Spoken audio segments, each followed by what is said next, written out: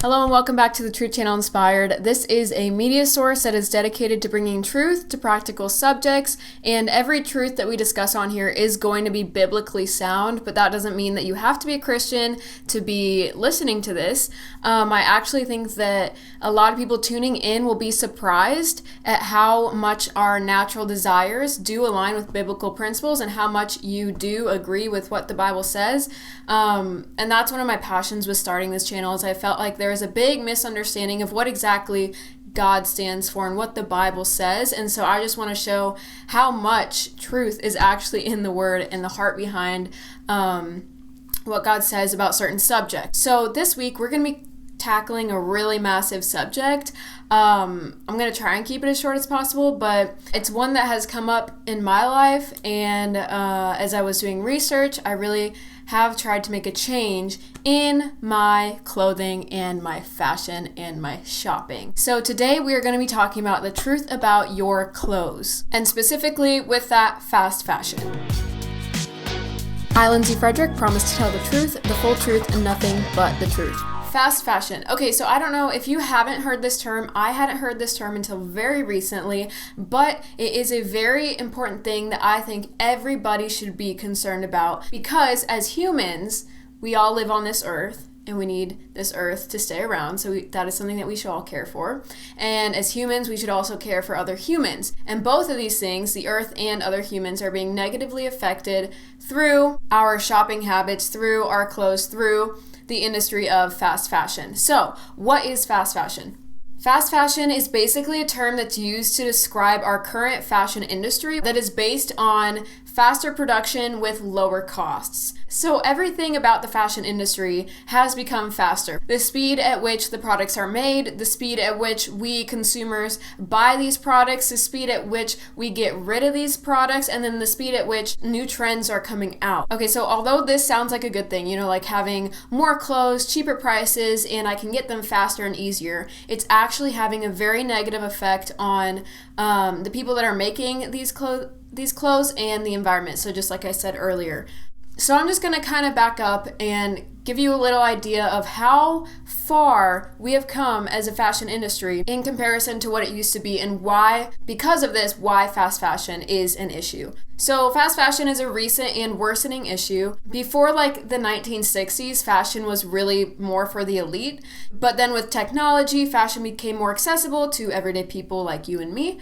So before, fashion used to only have 4 seasons, and the designers would be creating months in advance based on what they assume the consumer would want to wear.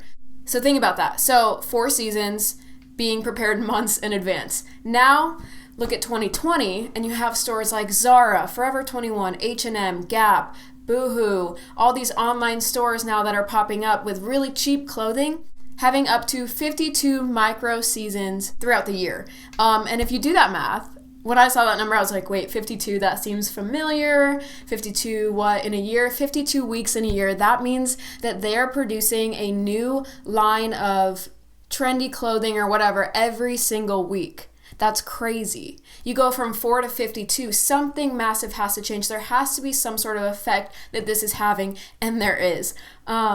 So number one, what does this do to us as consumers? Well, it pushes a very materialistic society, because suddenly, and I totally am a victim of this and a participant of this, and I'm trying to be better. But Forever 21 and H&M used to be my absolute favorite stores, and I would go, and every time there was something new, there was something else I could get, and I'm under the impression now that I need, because I see them on display in the store, I see other girls wearing them, It creates a very materialistic society when we're pushing out new every single week, right? And so this causes us to actually end up spending more money than we would if there were slower trends and for a higher price. So not only are we having up to 52 micro seasons within a year, but we're also having those clothing pieces being released at really low prices. And because of these cheaper prices, I'm under the impression that I'm spending less money because, this shirt is only $3. But really, when I'm buying 7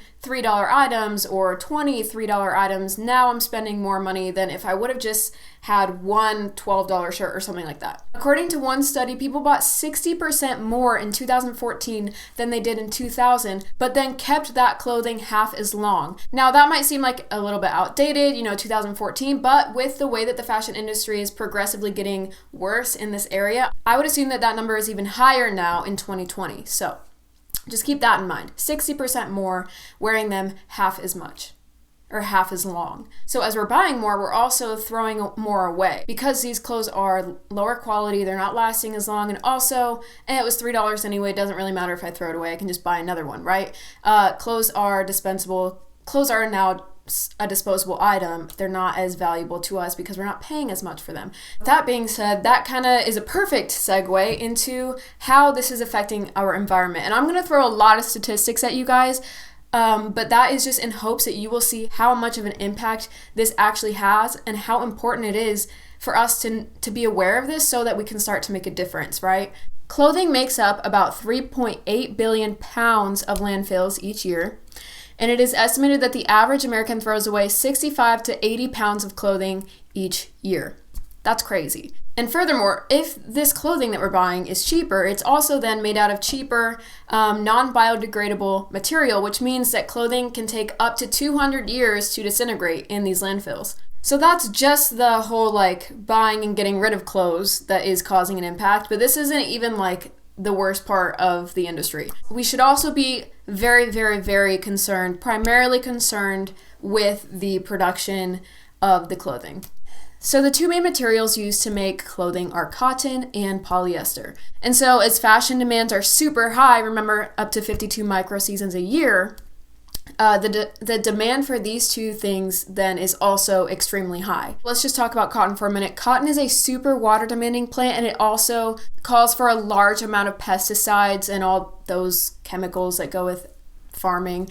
You use a lot of those when you are harvesting cotton, and even more so when you're trying to maintain a high rate of production with cotton. So just to give you a little bit of perspective here, the amount of cotton it takes to make one shirt can need up to 2,700 liters of water for one shirt. In a documentary I watched called The True Cost, which you all should watch if you're interested in this subject. Actually, not even if you're interested, you should watch this because it puts a visual and they give so many more in-depth facts, stories, they follow everything. Anyways, True Cost documentary. It shows the health impact of farmers that are working on these cotton farms and that are having to use these pesticides and chemicals. It is actually killing these individuals, these farmers, and affecting the people in the communities around them. So they've seen a high spike in disabilities and children born with disabilities due to the chemicals in the air. Farmers are coming away with cancers, brain tumors, all these things that are in association with these chemicals that they're spraying all over their cotton fields in order to get them to the fashion industry. So that's just cotton. Let's talk about polyester. Polyester is the second main material used in our clothing, and it creates 3 times a carbon footprint than cotton because it's not a natural thing. It's actually produced through oil or something. And so that production process of polyester creates a substantial amount of greenhouse gases that are released into the air. So the two main ingredients you see are having a major, major effect on our environment and the people that are living in those environments and trying to produce these things. That's not even talking about the water pollution that's coming from the process of dyeing our clothes and making them the colors that they are, or the washing of our clothes that's happening at home when we're washing our clothes and there's 500,000 tons of microfibers being released into the ocean. We're not even there yet, and we're not really going to cover that, but that's just giving you an idea of how much this is affecting our environment. So yeah, this is really just surface level. I'm just trying to get you started and start to get you aware of this subject and how important it is.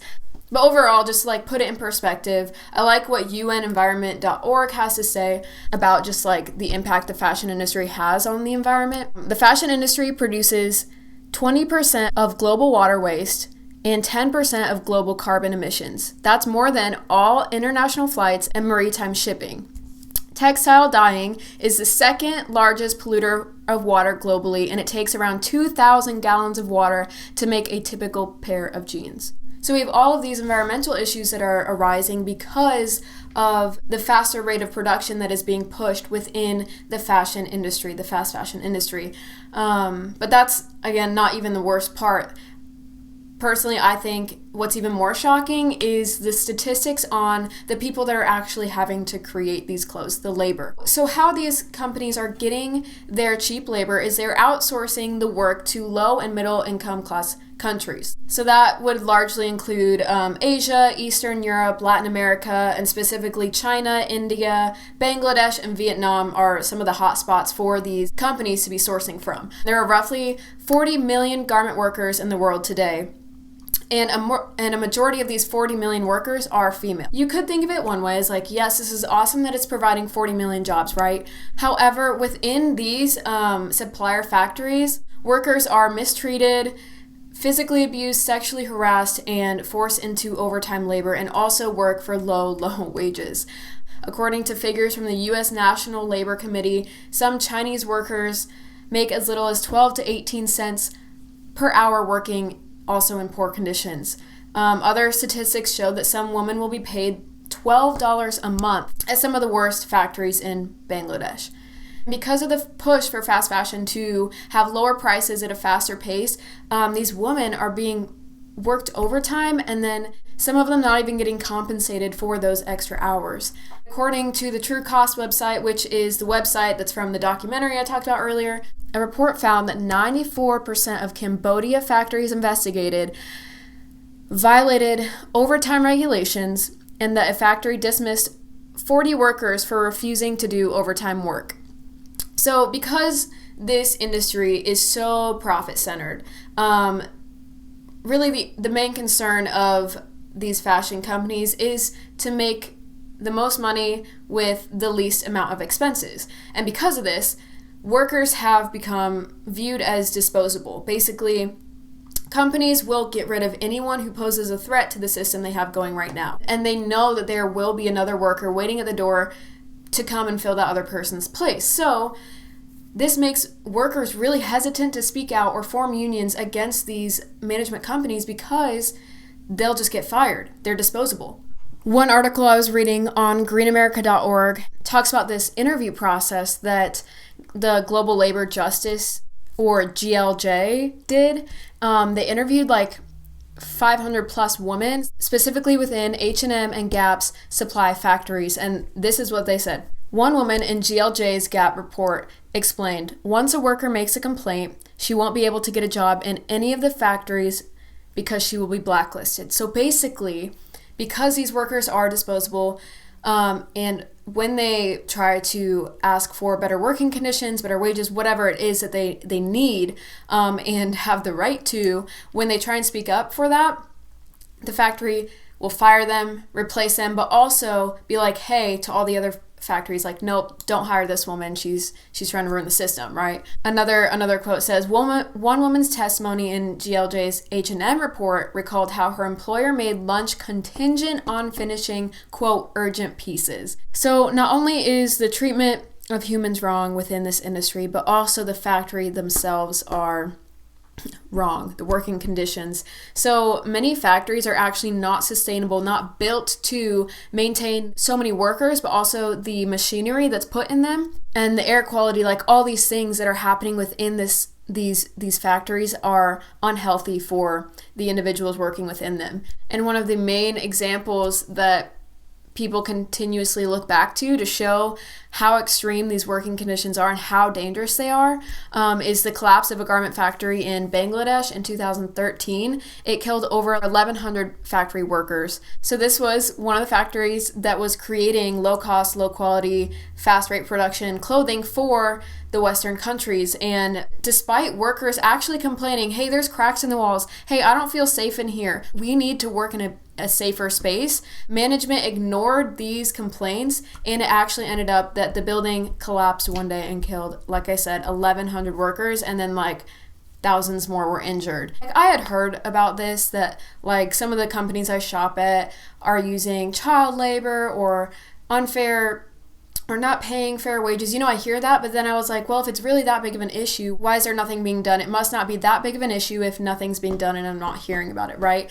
And I was just like, how are these, if it's really that bad, how are these companies getting away with it?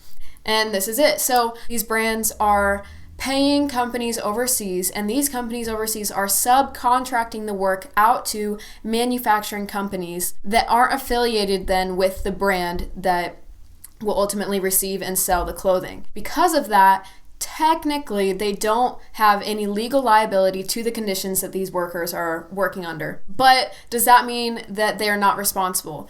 I would say no. I would say that if this information is so accessible to a normal everyday human like me, a normal everyday consumer like me, it's definitely accessible, and they are definitely aware of what is going on overseas, especially when you have something like a collapse of a factory that you are working with. There's no denying back in 2013, if before then they didn't know, at least in 2013 when that happened, they knew and they became aware of what was happening. So I would say they are aware, but I would say their love for money is what is causing them to continue to outsource this labor and not demand better working conditions for the factories that are being subcontracted.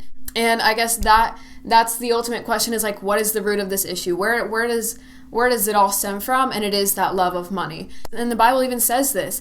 1 Timothy 6:10, for the love of money is the root of all evil. Not money itself, but the love of it. This is a prime example of the evil that comes from people valuing money over literally anything else.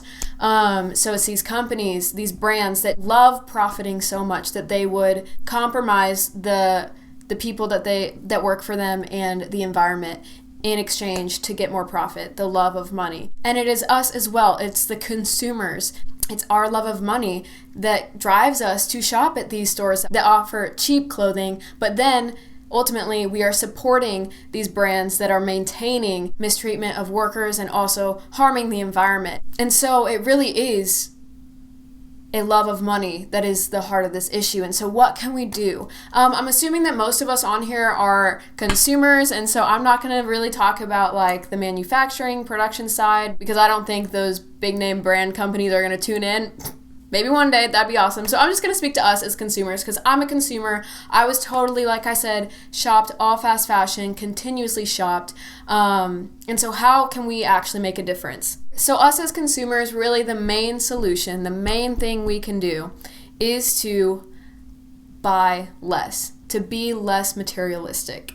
Because some other options would be to shop at thrift stores or ethically sustainable brands, and that's great, but still when it comes to the waste and getting rid of the products, that's an issue as well. So really the main solution as consumers would be less materialistic and to have a minimal amount. And so that's something that I just kind of did with my closet, and I think I lost all the footage. Guys, I vlogged the whole thing, so I'm hoping I can find the footage, but basically what I did is I haven't been shopping in like 2 years because I couldn't afford to. So a lot of the clothes that I wore were my sister's. Well, both me and my sister are moving away, so we are each taking our own closets, and that meant that I thought I didn't have a lot of clothes. Well, what I did also, my parents are divorced, so I have 2 closets, so I never really saw my clothes together in one place. So I brought all my clothes into one place. I just realized how much I actually had. But then what I did is I sifted through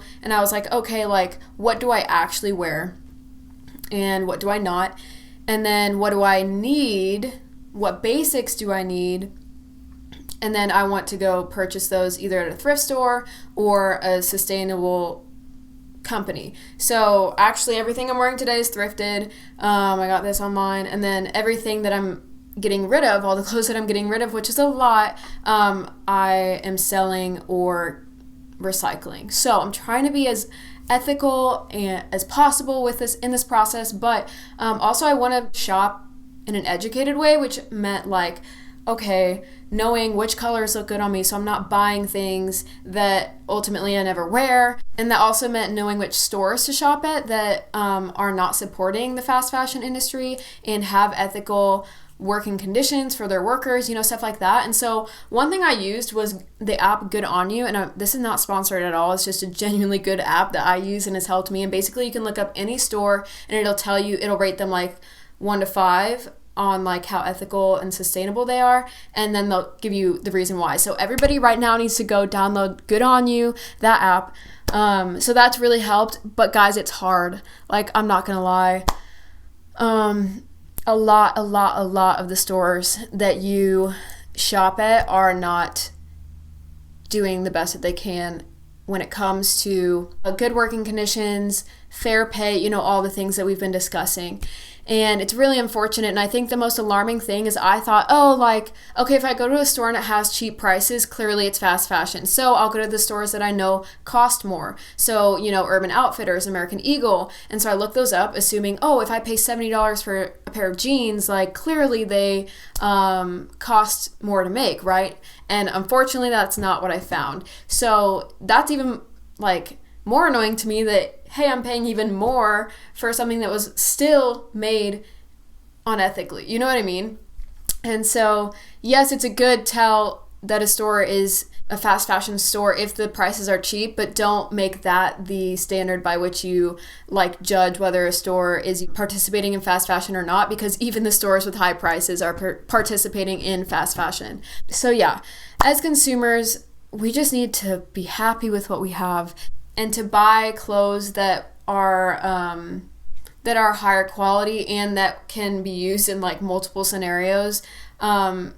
So something I saw is that I had 20 black shirts, but in different forms. I was I don't really need 20 black shirts. I need maybe 3, one tank top, hence a t-shirt, and then a long sleeve shirt or something.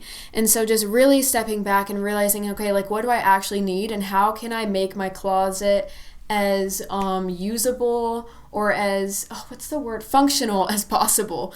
So that's a huge thing as consumers that we can do. And also there's tons of petitions out there that you can sign to demand better working conditions, working facilities, wages for these people. One last thing I'll note is some of you might argue, well, that's just capitalism. And that's the argument that I was kind of aligning with and justifying my purchasing with when I was shopping with these companies is that's just capitalism. To an extent it is, but I don't think capitalism is denying people of human rights or abuse in the workplace, supporting that. That's not capitalism. And so if anything, there needs to be reform for the working conditions, the people that are working in these factories, and the companies that are hiring and maintaining the process that enforces these types of working conditions and treatment of their workers. These companies need to be held responsible and need to be called to a higher standard. And that happens as consumers because we are the ones giving them our money. So we have to make the decision, are we willing to give our money to these companies, or are we going to take the harder route, and it is harder, to be spending more money on higher quality clothing and brands that are doing their part in the environment and with human rights. So yeah, that's been hard for me to learn because as I shopped and I got the things that I needed for my closet after, sifting through everything, I have been spending more money on less, but I think that the clothes I have been buying are more sustainable. It's really made me appreciate, what I have. And I'm totally under the mindset of why would I pay $30 for a shirt when I could pay $5 at H&M? But then I'm okay, Lindsay, but what is that $5 really supporting? What's the true cost? And that's why I love the name of that documentary, The True Cost. So yeah, I've plugged all the sources that I used for this information because I think that's super important, is knowing that, I'm getting it from credible sources. So don't just take my word for it, but do your own research. And I've given you all the links, all the articles that I read through. Also, the True Cost documentary is something great that everybody should watch.